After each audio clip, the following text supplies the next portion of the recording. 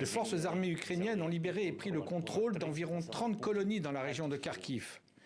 Nous rendons le drapeau ukrainien et la sécurité à notre peuple. Je demande aux Ukrainiens de quitter les territoires libérés.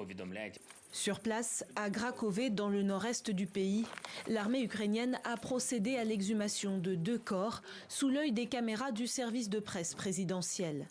Les enquêteurs ont reçu la confirmation des experts médico-légaux de blessures causées par des armes à feu et que leurs oreilles sont manquantes. Malheureusement, ce n'est pas la seule preuve des atrocités commises par les Russes. Crime de guerre ou pas, l'enquête est désormais aux mains du procureur.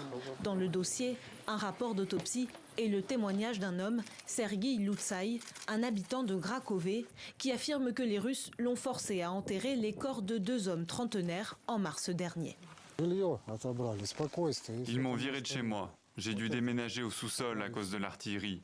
Et il n'y a pas que moi. Combien sont dans mon cas dans toute l'Ukraine ?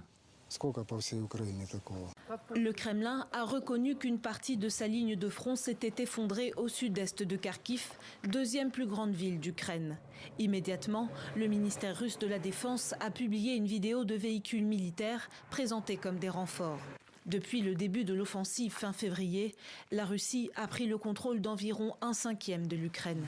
Dans la région de Kharkiv, les traces des combats sont partout et rares sont les villages encore habités. À Grakové, il reste une trentaine d'habitants contre près de 800 avant la guerre.